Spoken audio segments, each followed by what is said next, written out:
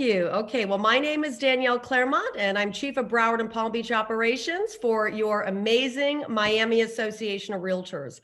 Happy Thursday, everyone, and we are so excited to have you all here. What an amazing attendance today. And we have two of my favorite speakers for the city of Fort Lauderdale and Broward County in general, who are on the pinnacle of information and what's going on in our great city and our great county. But before I move forward, I have the pleasure of announcing our 2021 president of our Broward Miami Realtors. He is amazing. He is one of the most inspirational presidents. He has been a longtime realtor, a great motivator, and he is your president leading us into 2021. So it is my pleasure to welcome Patrick Sim, your 2021 Broward Miami Realtors president. Good morning. I'm hoping that everybody got off to a great start in 2021. Wow, what a stellar attendance we have here this morning. I want to personally thank everyone present for joining in. I'm looking forward to hearing from this morning's panelists. As we move forward in 2021, your Broward Miami Realtors, we have an array of events planned, most virtually for the first quarter, as we work through hopefully the end of the pandemic. I'm excited that there is what seems to be a ray of light at the end of this tunnel. So I'd like to personally ask each and every one of you here as we move forward in 2021 and you're attached to our events. The next one we have, join in and, invite a colleague. We really want to get everybody involved in these. As you see, there's a lot of value to what we bring. So let's share that value. With that said, this morning we have a sponsor for this event, and it's Glenn Asher with Kensington Title. We'll hear from Glenn in a few minutes.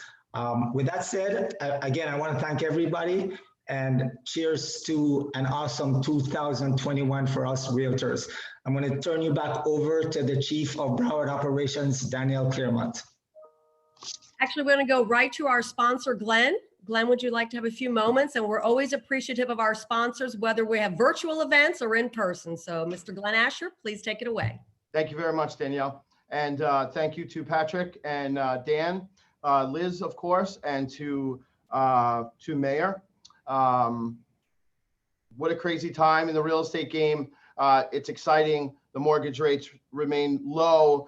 The opportunity for home ownership has grown. Broward continues as the second largest county in the state and the 17th in the country to continue their growth and diversity in the real estate market, waterfront, high prices, low prices. The growth has been enormous, obviously from the Northeast, obviously COVID related, but we have a lot of buyers here from the West Coast as well. And properties are flying off the shelf if they're priced right. The inventory has gone down, and as a result, the prices of homes have gone up. So we're in a perfect storm right now with low mortgage rates, with values going up. Like I said, both waterfront properties and not. Although there seems to be less listings by the numbers this year than last year. Well, part of that reason is a lot of those people who had listings didn't sell, and now they sold this year. So they're not back on the market. Also, if they took them off the market and put them back on. So we have a really strong housing market. We have an office in Broward, 110 East Broward Boulevard, Kensington Vanguard. I'm Glenn Asher, the title guy. We are a national firm, so we're able to close consumers all over the country. Obviously, if it's a COVID-related situation, we are always safe. We actually created safe kits to send out to our closers, which included gloves and sanitizers and what have you. As the nation's largest privately held title company, I'm proud to be here in Florida, and we have 3 offices in South Florida. So we have Broward, 110 East Broward, we have Brickell in Miami, and we have an office in Boca and Palm Beach. And I'm happy to say that my team and I over the last 5 years since I moved from the Northeast, have become the #1 agent in the state. We have a staff of 14 down here servicing clients from all over the country for purchase, refi, commercial, and 1031 exchange. So I've been doing it about 21 years now, and had a stellar year, as most people did in the industry. Last year, 2020 was the best year in my career, and a lot of others, I would assume. December itself obviously was a crazy month. Everyone wanted to close before the end of the year. We finalized, myself and my team in South Florida and around the country, closing over $1.2 billion in loans throughout the country, helping over 400 homeowners achieve their goal in buying and selling property, and that's nationwide. So the footprint is all over the place, and we close all over. So we have kind of a different approach to title. That's why my branding is Title from a New Perspective. I just launched a national app that you can use in minutes to get real-time quotes.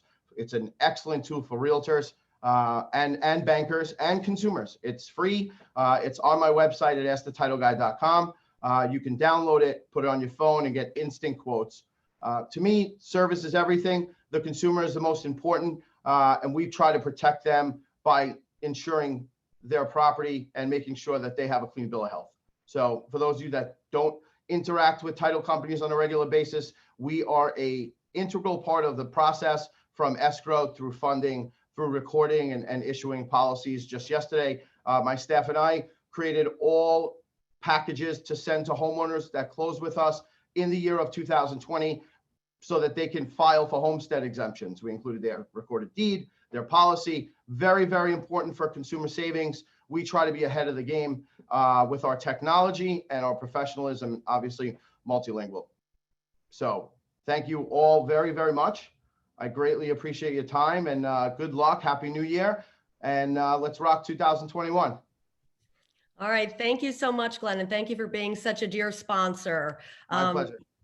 All right, we're going to go back. And again, I appreciate Patrick Sim, our tireless president for 2021 Broward. We're happy to have him on, and we're going to move over now. We're very honored, as always, to have the amazing mayor of Fort Lauderdale, Mayor Dean Trantalis, is on. I know he had an important call, so we had to wait a few minutes, and we're always excited to have his time. I don't need to do a big introduction because everyone nationally knows who our mayor is. He's been on the commission for a long time, and then he got elected in 2018 as our great mayor, and he is doing wonderful things for our city as we are always in the spotlight. So Mayor, please let us know what is going on with our city moving forward. Thank you. Well, good morning, and good morning, Danielle, and everybody, and Patrick. And I feel honored to be a co-host here with Dan Lindblade, a great mentor, as well as a partner, as we attempt to try to work through a lot of the issues that we have been challenged with this past year. First of all, I want to thank the Realtors Association for their continued support over the years.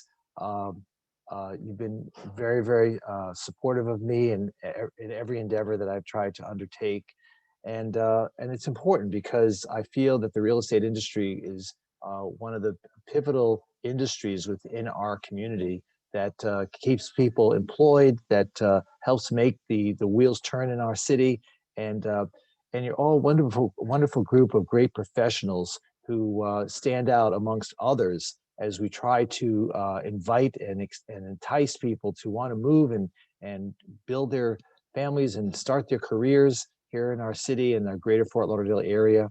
So this is I know it's a challenging time for everybody, but let me just take a moment, if I may, and speak a little bit about what we're doing here in the city and some of the goals that we set for the years ahead. As many of you know, I was just reelected as your mayor, and I thank everyone for their support in this undertaking. And so, the end of the last term, we thought 2020 was going to be a year of ribbon cuttings and great social gatherings. We were supposed to inaugurate our brand new soccer stadium, which is unlike anything in the Southeast, and I say Southeast United States. And we we're moving forward on our aquatic center, which is unlike any other aquatic center in the entire country. When it's completed, not just the new pools, but also the new International Swimming Hall of Fame, it will be a shining example for what international competition events will look like and where they'll be held. Again, unlike any other event venue of its kind in the entire world. We were blessed to have the International Boat Show remain open this year, this past season. They did not want to shut it down, and it was a good thing. People were still able to conduct business, and we all understand how important the marine and yachting industry is to our community. So almost $1 billion industry impacting so many people, so many lives, and keeping people working, putting food on their table, able to pay their rents and their mortgages, and another economic driver within our community. So COVID has definitely impacted everybody. And as we just heard from Mr. Asher, it was an unbelievable and very positive impact on the Florida real estate industry. People were leaving the big cities, especially in the north, looking for that piece of paradise that so many of us have come to enjoy over the years. And we're the best kept secret, I'll tell you, in the entire United States. Fort Lauderdale is the jewel of Florida, and is continuing to be recognized by others as a place, as a destination to raise a family, to start a business. Bloomberg magazine recently noted Fort Lauderdale as being one of the top 10 cities in the entire country who want to locate a business because of the wonderful quality of life that we have here in the city, and everything that our surrounding sister cities provide. And as we work together to make South Florida a great place, there was no doubt in my mind that as COVID continued to wreak havoc on our community, that we would find ways to deal with it. The governor has set certain parameters, and we tried to work within those parameters. For better or for worse, people are working to try to coexist with COVID-19. And it's been a difficult challenge through the year, but I think we've done a good job. I think this community should feel very lucky that it has been able to get through this crisis. And now we have the vaccine at our doorstep. And I encourage everybody and anybody who is entitled at this point to get it. I know none of you people are over 65, but maybe Dan is. But anybody who's eligible, please get it. I'm 67 years old. I got my shot about a week and a half ago. I will probably get my other shot at the end of the month. And this is important to us because we need to get ourselves back on our feet. We need to get ourselves working again. It's not good that people are unemployed. It's not good that people are, people in marginal jobs are actually on the streets. We've seen an increase in our homeless population, and it's just unfair. They did nothing wrong. Folks work hard, and they should be given the opportunity to continue to work, be able to provide for their families, and be able to buy real estate, and be able to just get themselves back on their feet. So the city has a number of projects that it will continue to work on in the coming year. And in the next term, the next 4 years, there are a lot of exciting things happening in our city. And those will include the finally completing the Aquatic Center. I understand that the Panther organization is now moving forward to rehabilitate the War Memorial Auditorium and to repurpose that building, adding indoor ice skating rinks for the community as well as for practice rinks for their team. And we're hoping that ultimately, and Dan and I are working on this, ultimately to bring the entire Enterprise East Side, taking it out of Sunrise and finding a venue for it in the east side of Fort Lauderdale, and we're working on that together, and it's exciting, the very prospect of it, to have a national team being our home team. But aside from sports and family-friendly enterprises, I want everyone to understand that the city of Fort Lauderdale is continuing to commit itself to rebuilding our infrastructure. It's not a sexy thing, but it certainly has made headlines. And this commission is completely committed to completing the work on the underground sewage infrastructure, that 7.5 mile east side force main that ran from the Coral Ridge Golf Course down to the George Lomar treatment plant, will be completed by June of this year. But that's not the end of it. That's just the beginning. And we have many, many more projects planned. And what that does is it creates the wonderful foundation upon which the city can continue to thrive. It allows housing to be built. It allows new growth in our downtown, whether it be a pipe or a force main or a pump station. These are the types of things that we don't think about, but city leaders must make sure that those basic needs are fulfilled. Within this spring, we're going to probably choose a developer who's going to help us build a new water treatment plant. I know all of you who live in certain parts of the city are kind of tired of seeing a yellow tinged water. While it's clean, it just isn't appropriate. And we are working to fast forward that project and make sure that the replacement of the 5 ash water treatment plant continues to move forward aggressively. Last Friday, we were sent an unsolicited bid to rebuild to rebuild the site, the 5 ash site. It'll probably be a little bit further west, but it'll still be within the city's boundaries. And that unsolicited bid will have the building built within 2 years. Unbelievable goals that we can achieve in a very short period of time if we just stick together and are committed to making sure these things are done. The city of Fort Lauderdale was just awarded a $104 million grant by the EPA to assist it with the stormwater undertaking. Excuse me. As many of you know, this past season, we experienced these unbelievable floods. They call them 100-year floods. Well, they seem to be happening a lot more frequently than 100 years. So with this $104 million grant, it's going to help us fast forward a lot of these stormwater projects so that no neighborhood needs suffer the flooding that we experienced this past, especially during election season. It wasn't good. Didn't look good. But the thing is, we're devoted, we're committed, and we're promising to this community that we're going to make sure that these underground infrastructure projects are fulfilled. Well, let's talk about something that's really exciting, and that's about who's investing in Fort Lauderdale. What's happening downtown? Let me tell you something. We have so many people looking to relocate in Fort Lauderdale. You heard about Goldman Sachs, but that's probably pie in the sky, even though I just want you to know I picked up the phone and tried to call the CEO and said, hey, let's talk. But I did get a call back, not from him, but from his executive assistant, who talked to me about the process and how Fort Lauderdale was still on the map in trying to make a decision whether or not to relocate at some point down the road.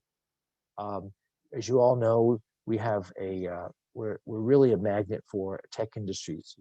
For example, Microsoft has its South American headquarters here in Fort Lauderdale, and we have Hotwire. We have there's a whole list of tech-oriented businesses that have found their place here in Fort Lauderdale. Tomorrow, I'll be meeting with the Fort Lauderdale County Commission, as well as with the mayors of Boca Raton and Miami. We're going to collectively speak about how we can work together to try to invite and entice tech industries into the South Florida area. I think that's a milestone that we've all reached out to each other and said, hey, we can probably do better if we work together, rather than trying to be provincial and thinking that we're every man for himself. So that's important that we're all working together. So as you see, there's a lot of building going on downtown, and guess what? It's not stopping. More and more people are buying up real estate. Last week, I got a call from Commissioner Dale Holness, who said that he has been entertaining individuals who are looking to build an international World Trade Center in downtown Fort Lauderdale. That would be a tremendous boost to our economy. They want to build a 40-story building right here in the downtown area. We're going to be talking about sites, we're going to be talking about opportunities, and we're going to be talking about how to partner to make sure that this becomes a reality. Why Fort Lauderdale over Miami? Let's face it, we are the jewel of the South. We have the most diverse community in the entire state. Not just languages and cultures, but people from all walks of life. It's really great to live here in Fort Lauderdale and the greater Fort Lauderdale area, and to know that everyone brings something positive to the table. And as Dan and I continue to work with businesses who want to locate or wanting to expand, these are opportunities that we seize upon. And I just want you to know that your mayor is constantly out there wining and dining these people to try to encourage them to look at our community. We have no taxes in the state of Florida. We have relatively low property taxes compared to other places that people come from. So and I know the sun's not shining at the moment, but you know as well as I do that this is a bright place. It's not. There's no pall of darkness cast across our borders. In fact, people come here knowing that it's a breath of fresh air. So on all fronts, we continue to work together. Different governments work together, different associations working together, and but all towards a single goal, and that is to improve the economy, improve the quality of life, and improve the opportunities that people are looking for as they seek to expand their businesses and change their way of life. So with that said, I invite any questions that people may have, and I want to thank you all for inviting me here this morning and for allowing me to share this moment with Dan Lindblade, and let's see how we can make Fort Lauderdale the city we never want to leave. Well, thank you so much, Mayor. That was a really comprehensive overview. We have two questions that we'll focus on. I know you have to go soon. You've answered one of them mostly. Carolyn Burns, who you know very well, one of our key members on the East Side. Hi, Carolyn. Asked for a little more specific update, if you have one, on the developments going on around Flagler Village or Progressivo and the courthouse. Any new updates on that? Well, let me start with the courthouse. I assume you're talking about the federal courthouse. Yes. And yes, a site has been established for the federal courthouse. A deal has been worked out between the General Services Administration and the federal government, the courthouse committee, and the owner of land at Southeast 3rd Avenue and 11th Street. It's a Dan, maybe you can help me, about 3.5 acre parcel. Mr. Hudson, Steve Hudson, is the current owner, and I believe the deal was struck and they're going to close on it if they haven't already, and that will be the site for the new federal courthouse. That's correct, Mayor. Thank you. And what's going on in Flagler? Well, there's still the rebuilding of the Flagler Village area will continue will continue into the next several years. I've been meeting with a number of commercial outfits trying to add some of the commercial amenities that we need. I've met with the Publix organization twice in the last year. They're looking to find a site on Andrews Avenue as well as on Northeast 3rd Avenue. We need to, this is the thing, people complain about traffic, and I don't blame them. But the only way to minimize traffic is to get people out of their cars. And how do you get people out of their cars? You get them the things that they need in life within walking distance. So they don't have to drive to Fresh Market. They don't have to drive to a Publix or a Winn-Dixie, but they can just go down their elevator and walk a couple of blocks. And people want that. And so we're doing what we can to try to build, from scratch, a new community. Flagler Village is something, when I was first elected commissioner in 2003, the District 2, Flagler Village was like a dust bowl.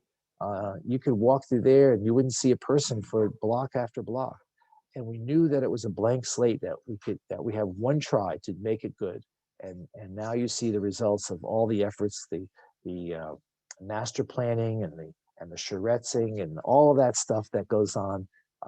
And we'll continue to see growth in that area. But again, it's not just to build residential housing, it's also to build community, build a city, build a neighborhood, and adding those amenities, those needs within walking distance is so important to making sure that it is a viable and sustainable neighborhood. Mayor, this is Dan. You might want to comment on the approval of the master plan, the update of the downtown master plan, and how that affects setbacks and right. So this commission was not terribly happy with the master plan that we had in terms of zoning and building and so forth. So we voted again on a new master plan. That changed a lot of the rules. It allowed for, it required setbacks to be greater from the edge of the building to the edge of the street. Why? So we can have greater landscaping buffers, and we can soften up the urban environment so that it isn't just about concrete and steel. So that was a very important thing. We also moved the Regional Activity Center boundary a little bit further west to include an area just up to 7th Avenue, southwest 7th Avenue. That was important because the developer's coming in there, wants to build a beautiful, beautiful complex that is important to the continued growth of our downtown and to help augment a type of lifestyle that doesn't currently exist. Very upscale, 5-star residences, and some will be rentals, some will be condos. So we're continuing to see a lot of interest in that regard. Finally, I want to talk about the government center. We are moving forward with the county to build a joint government center where we will have both the city hall and the county government center in one building. The site that's currently being considered is the existing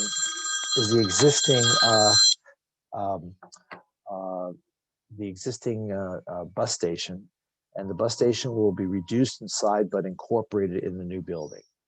But then, as of yesterday, I heard that the FEC Railroad, which owns a number of parcels around that site, is putting all their parcels up for sale. So that may change some of the dynamic. We may rethink the footprint of this new government center, its location and so forth. I know the city of Fort Lauderdale is eager to perhaps acquire some of that land, but we're going to do something great there. It's going to be exciting and it's going to happen. And it'll be the new gateway into our downtown as people come from I-95.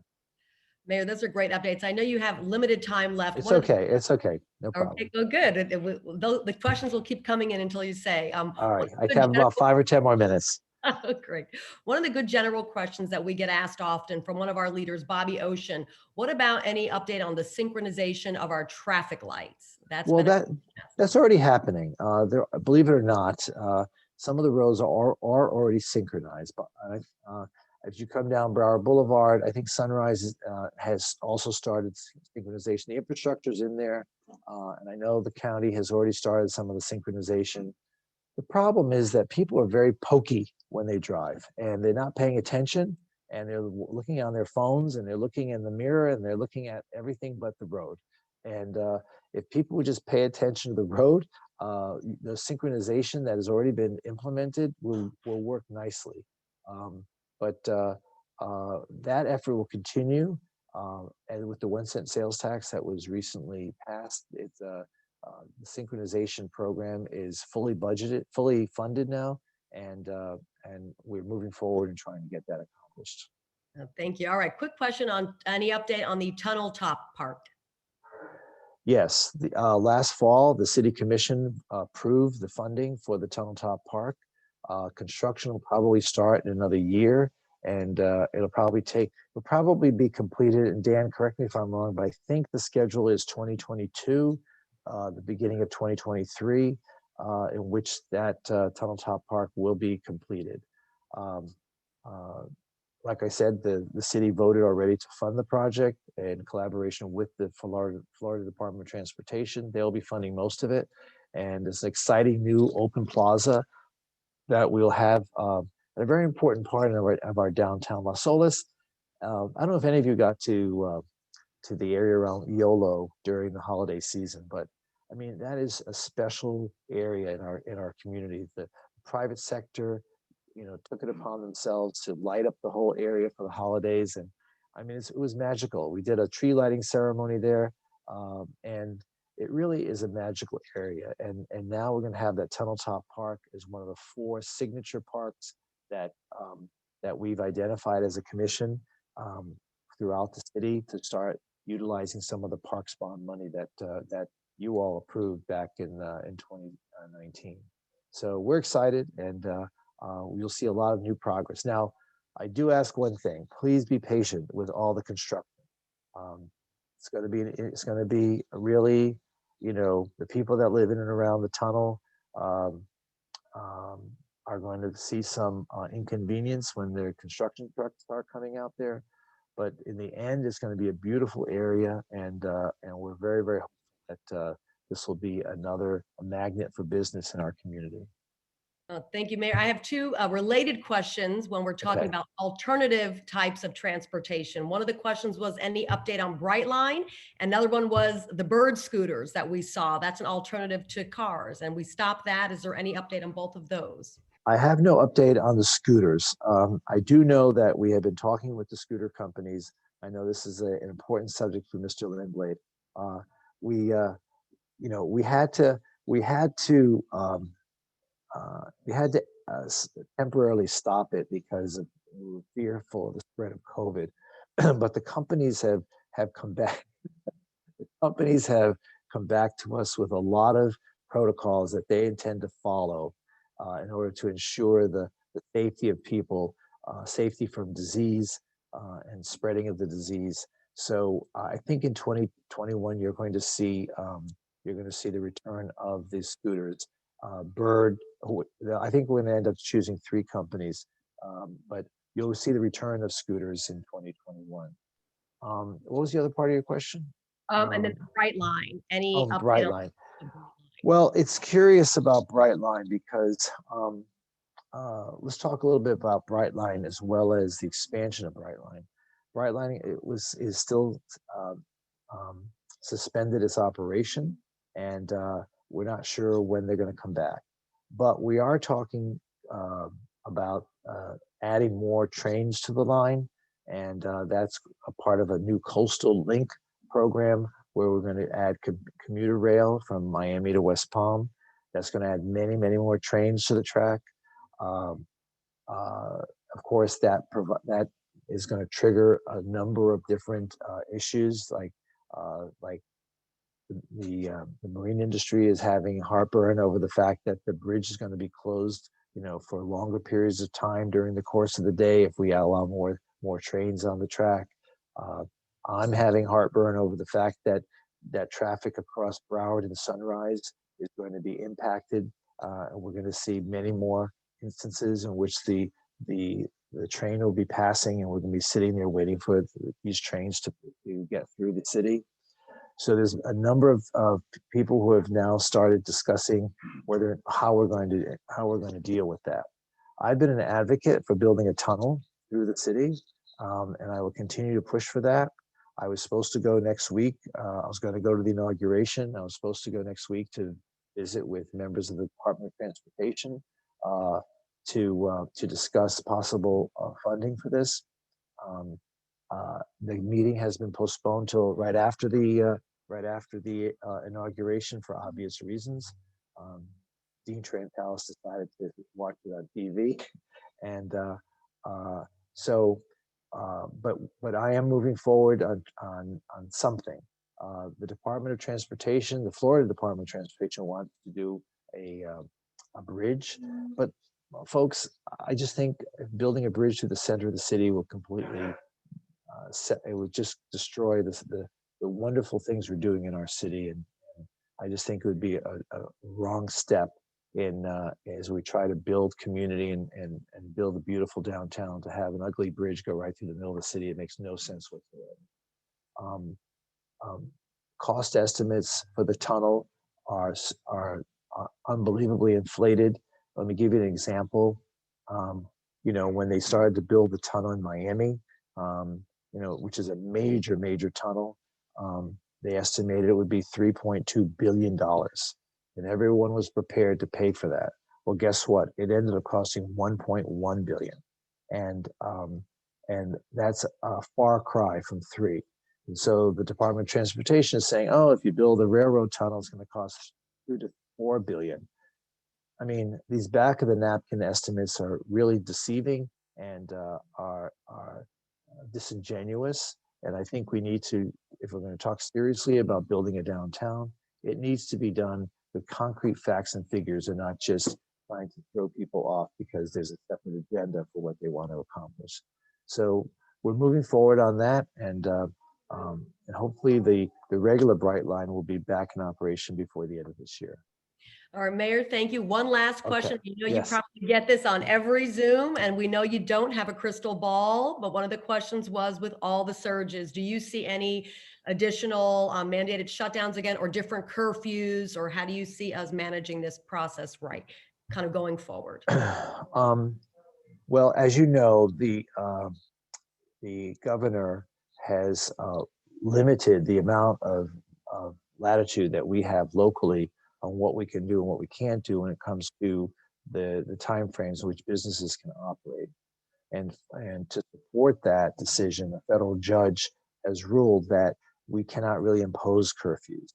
So I'm not really sure they work, but the one thing that I know that does work, and it's been proven again and again, is to maintain the CDC guidelines of social distancing, wearing masks, and keeping one another safe from the spread of this disease. You go out to a restaurant, you go to a bar, but just don't be stupid about it. And I'll tell you something. When we're having a meeting this afternoon amongst the mayors, Mayor Steve Geller is hosting another mayor's call today, and we'll talk about the effect of the curfew. But let me just tell you something. When we look at the hot spots of where COVID-19 exists in Broward County, it's not Fort Lauderdale. It's not the east side of the county where everybody's taking pictures of the Elbow Room and Rock Bar and all these places. The hot spots are in the western part of the county, in Miramar, Cooper City. And they have a challenge out there. So when people look at Fort Lauderdale and you see these images, you know, on national TV, believe it or not, these are not this is not the main source of the spread of the virus. Doesn't mean we should continue practicing unsafe habits, but you know, and let's be smart about it. You know, stop, you know, burying ourselves deep into these small spaces and you know, just you know, you're just asking for trouble. So I go out to restaurants. I usually eat outdoors. You know, I recommend you do that going forward. But you know, we will continue to practice safely. We'll know more about what the county government is looking to do in this meeting this afternoon. And but the city of Fort Lauderdale wants to maintain the status quo. We feel we're doing decently. You know, there are other questions regarding the school system. You know, where, you know, are kids going to be asked to go back to school? Teachers, I don't know why teachers weren't given an opportunity to have the vaccine. They should have been top on the list. But anyway, I can't tell the governor what to do, but I can work with the governor's office. And in doing so, we now have 2 vaccine sites in the city of Fort Lauderdale. I'm very proud that we were able to secure those 2 sites. Most cities have nothing. And this week we opened up the site at Lockhart Stadium, and which will soon be a mega site as soon as we have more product. and that depends on what happens at the national level. So we're working forward, working together, and we're going to make things happen. Mayor, that was so much information. I know Okay. questions keep coming in, and we appreciate it. We thank you so much for taking the time with us this morning, and we are truly honored to have you at the helm of our great city, especially during these times. So Thank you so much. you're welcome. I'm now heading to the MPO meeting, which I'm on the board for. So thank you, them. everybody, and Happy New Year, everybody. Thank you, Mayor Dean. All right, next up, we are, what amazing information. And as you heard from Mayor Dean Trantalis, as well as our sponsor, Glenn Asher, it is a great time to be a realtor in South Florida, particularly the numbers. While some of the rest of the country are hurting in terms of real estate, you all are the envy of the nation with our continued positive sales, our increase in housing numbers, and all the developments. So there's wonderful information. I'm also honored to have this next guest be our second to Mayor Dean, Dan Lindblade, who is the CEO of the Fort Lauderdale Chamber of Commerce, the Greater Fort Lauderdale Chamber of Commerce, who he's been at the helm for about a decade, was also former CEO of the Realtor Association, so he has walked in your shoes. And one other final note, we are honored that he has won. He has been nominated and is the 2021 Broward Business Community Leader of the Year for our association. That's how great of a partner he is for you all and us in the realtor community. So Dan Lindblade, take it away. Well, thank you, Danielle, and good morning, everybody. Happy New Year to you all. Mr. President, Patrick, it's so great to see you. I was thinking about you over these last couple of months and making sure that you made it through all of your journey there. And you look great. And great comments this morning. I envy you. I do have a challenge coin for you. I'll get it to Danielle. I don't know if you can see it. There it is. Let me show the other side. So I'm going to challenge you to have an outstanding year with your Broward group and your leadership. You're coming off a year where I was pretty close to the president since I'm married to her. So I'm really excited about your presidency and all that you're going to be doing. And of course, you're a great CEO, your chief of operations there, Danielle Claremont, doing just an outstanding job throughout the region. She's on our board of the chamber. So thank you for loaning her to us and all her expertise. The mayor obviously did an outstanding job. He covered a lot of things. There are some documents that are PDFs, so there's very specific granular information. I'd show them on the screen, but it's a little difficult to see because of all of it. I'll just give you a sense, though, for what it will look like. So this is the Progresso area that was in question. These are all the developments. The document's quite large, so if I scale down, this will show you all of the completed projects in the gray right here, all of those in lavender under construction, the approved ones right here in light blue, and then those under review in green. So I have these documents for you guys for both the urban core, which is our downtown urban core. I have the Barrier Island projects, which is very limited in new projects that can come because of trips, meaning number of cars that are allowed onto the Barrier Island. But you will see some activity. We had a new hotel open just yesterday, and so you'll see those types of projects finished, the Four Seasons and some other projects that are coming online there. And then, of course, up where the new stadium is, up in the northwest, you're going to see that map as well. So all of those maps will help you identify where the information is for those developments, what's slated to be coming out of the ground as well. So the one thing that the mayor talked about when we were talking about that Tunnel Top Park, one of the things I want to let you know is in February, the City Commission will be considering a Las Olas mobility study. So we're going to recommend as a community certain things to the City Commission. One of those things is going to be making a lot more pedestrian-friendly area on Las Olas. So if you've been to Las Olas, you know we have that boulevard, we have that center lane that's tree-lined. That will probably be going away. We're talking about eliminating curbs and increasing the sidewalk capacity and just going down to 2 lanes both ways. So that will, I'm sure, draw a lot of conversations from not only the merchants there, but also the homeowner groups around. Because anytime you mess with traffic patterns and volume, it affects the side streets. And so I'm sure that there's going to be a lot of comments about that. That'll happen in February. That'll be coming to the commission. A couple of things, another piece that I'll share with Danielle, and then she can get it to you. I just want to throw it up there. The mayor mentioned the tech gateway. Here's the map of the tech gateway that is out there right now. In case anybody asks you, I can increase the size. But we've actually mapped all the technology companies from Palm Beach down to Miami. This is the website. It's techgateway.org. And if you ever question where these sites are, you can see. And a lot of your buyers and sellers are working for these companies here, some large, some small. So that's techgateway.org if you're ever interested in looking up that information. It's updated all the time. So you might want to look at that. And remember that the moniker for our technology industry is, hey, you can live in the sun and work in the cloud. So that's a nice catchy little phrase that we've been using for quite a while. Mayor talked about water quality, and sea level rise is high on our agenda. We have over $1 trillion worth of real estate that we have to protect, both commercial and residential. And most of the realtors are up to speed on this, but you saw some of the increases in home insurance and risk insurance that we have for commercial real estate. That is a big, big issue for us.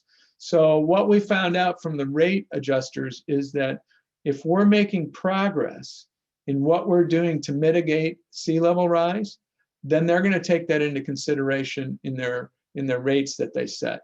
If we weren't taking any mitigation steps, then our rates would just go through the roof, and we wouldn't be able to afford any homeowners insurance, let alone wind storm insurance. So it would make our real estate, which is already valuating, I think we're overvaluated right now as far as residential real estate goes.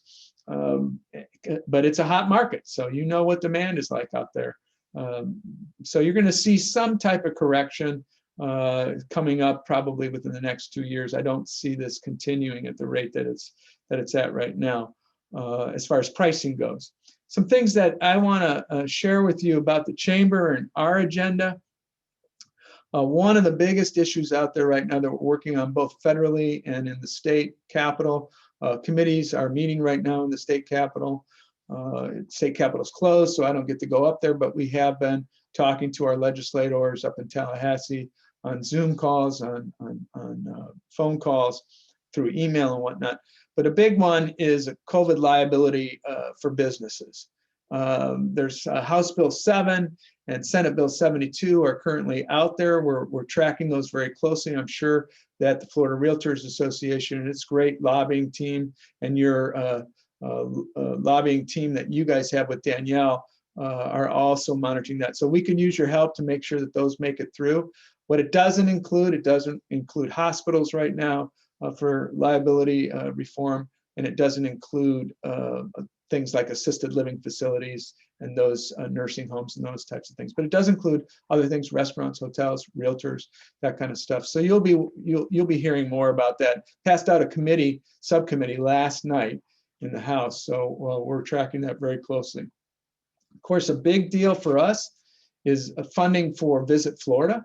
Visit Florida is our tourism agency for the state, which we plug into local dollars. Most of your buyers, not all of them, but most of them, came to Fort Lauderdale, came to South Florida on a visit, and then liked it so much they decided to stay. So that's why we're very high on tourism. We want to make sure that those visitors turn into home buyers, turn into new business originations, and that's why we want to continue to see Visit Florida as a primary funding source. About 85 million a year that they get, 75 to 85, and that's what we're asking for. And it's been a difficult road with the Republicans over the last 5 years. It's always been on the chopping block. One year we didn't even get funding, but now I think we're in a much better position than we were before. And a perennial issue for you all, that's a perennial issue for us as well, because having a hospitality industry means you have a lot of low to moderate wage earners out there, front of the house, back of the house at these hotels. It takes a lot of people to manage those hotels, but they don't make a lot of money and they can't afford to live close to where they need to work. So we want to see that Sadowski Trust Fund fully funded and not swept. And I talked to the governor about that yesterday. That's a big deal for us. These rents that have been in abeyance and mortgages, there's a rude awakening coming. We know that there's a long line of foreclosures that are at the courthouse steps right now. And we want to make sure that this next round of PPP funding and other types of funding comes back down to help the citizens that we have here, because we can't survive another real estate meltdown. That would be catastrophic for us. So we're working very hard to make sure we avert that as a business organization. So you'll hear more about that as we move into the months ahead. Couple of other things. One thing that you guys have probably been tracking, I'm not sure, but I'm sensing that you probably do. It has to deal with vacation rentals. There's a big market out there in South Florida and in the state of Florida for short-term rentals. And we've been kind of moving back and forth on how we're going to adjust to this. But one thing we want to make sure that happens is that vacation rentals have a minimum criteria, that they're registered through the state, and that they make sure that they're safely operated for those guests who stay there. And last thing is we want to make sure that they pay the tax, because there are vacation rentals, for example, that don't register. Somebody buys a piece of property, they just rent it out, and they don't have the significant oversight on how those are operated, safety features, whether or not they have fire extinguishers, smoke alarms, all of the things that we take for granted in a hotel. These residences that are short-term rentals must comply, must collect the tax, and in many instances must comply with zoning. So that's another issue that's going to come up this year in the legislature, already has. I think it's going to be a lot more realistic. On a global perspective, and the mayor touched on this, our primary focus moving forward in this session of Congress, once they're in place, is going to be infrastructure. Because you guys know better than anything, we got to have great roads, we got to have great backbone for a great living environment. We can't have sewage in the streets or in our waterways. We got to have make sure that we have great ingress and egress and that we're not clogged. I think we're moving in the right direction, but we got a long way to go. And we're going to be there as a chamber organization working very hard to make sure that all of that comes together. And I'll close, Danielle, with two items that, or one item. I'm going to close with one item that is near and dear to my heart, and that's racial equity. The chamber approved in November a racial equity agenda. I'm from Minneapolis, St. Paul area, and the murder of George Floyd I took it pretty hard, but close to heart. And I want to make sure that that doesn't happen down here. And I want to make sure that our organizations reflect our community and that we help those individuals who don't have the means to help themselves. So whether that's homeless people or whether that's Black-owned businesses that just don't have the wherewithal to make it through COVID, we're putting in programming to make sure that we help Black students who don't have good third grade reading scores. And I think the comprehensive approach that we're taking is just going to make for better workers, a better living environment, and more homeowners in the future for you all. So I thank you, Mr. President Patrick, Danielle, our chief, and all of the realtors here on the phone today or on the Zoom call. And if there's anything that I can ever do to help the Realtor Association, near and dear to my heart, I'll always be here for you guys. Thank you, Dan. Again, Awesome information, just like the mayor. We do have a couple questions. I'll do one or two that are probably relevant to you. One of them is from one of our current Board of Governors, Jay Granary. What support is the business community assisting with attracting new tenants and supporting rental affordability around the Las Olas area? Do you have any comments or insight on that? How you are helping with the business community? Well, I'm also the chair of the Housing Commission for the city of Fort Lauderdale. So we have a number of projects coming out of the ground right now. We have about 400 units that we're developing. One down near where you live, Danielle, near Broward Health off of 17th Street. It's called Point Siena Crossing. That will be coming out of the ground here shortly. We have another project right across the bridge from the Performing Arts Center, which is just up the street from where you live.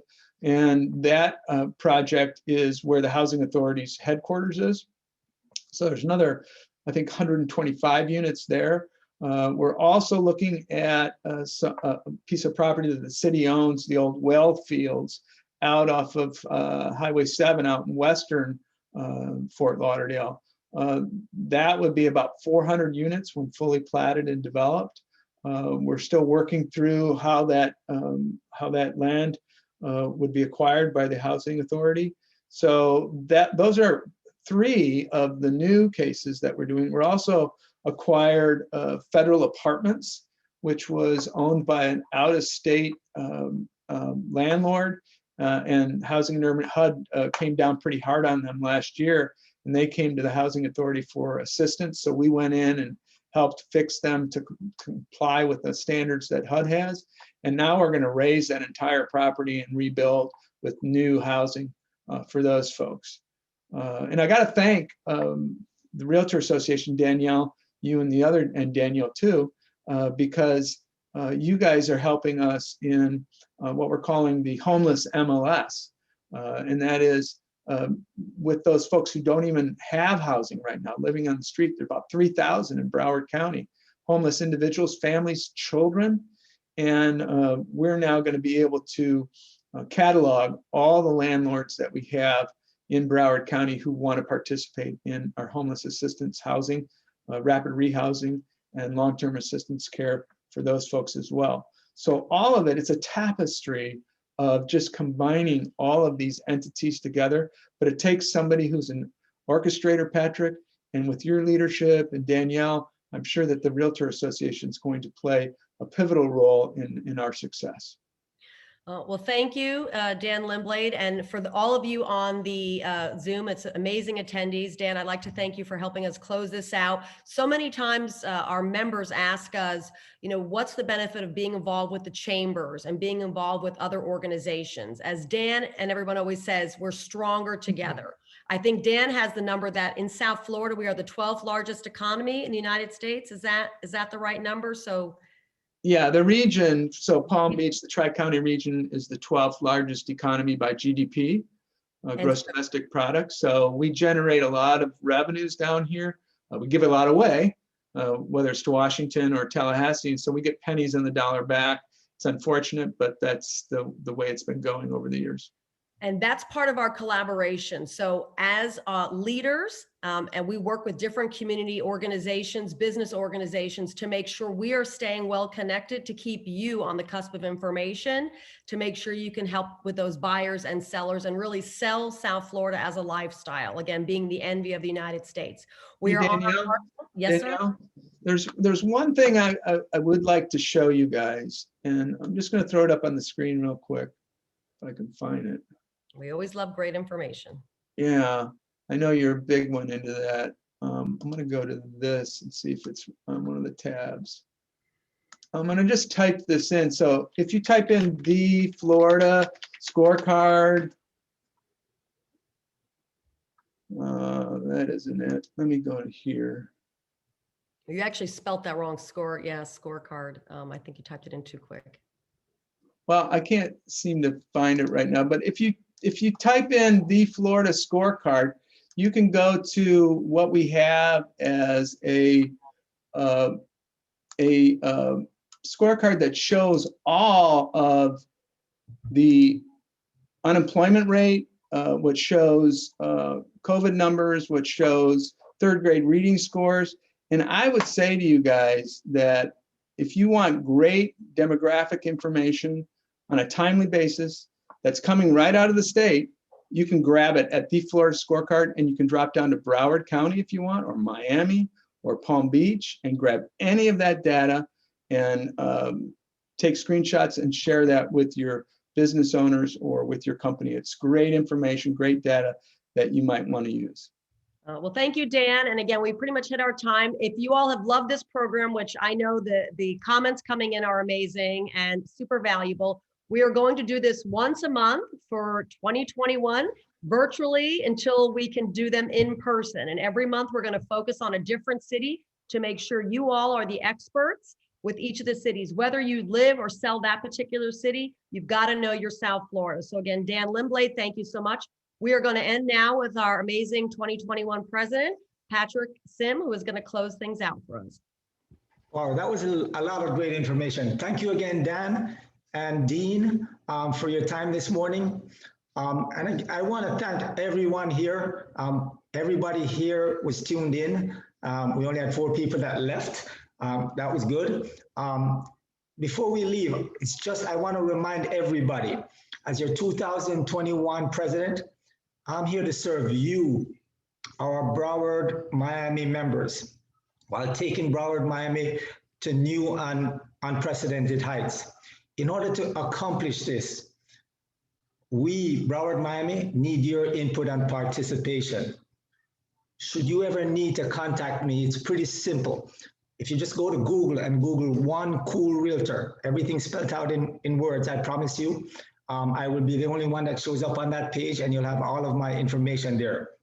So if you ever have any ideas or you have any input, contact me. I am here for you. Before, in closing, I'd like to encourage all of you in 2021. The real estate industry is here for us to be successful in. I want to encourage everybody to reach for the stars. Why? Because you may get one. You may get one. So guys, let's go for it in 2021 and make it a great year. Thank you. All right. Thank you, Patrick. Thank you, everyone. We're closing out now.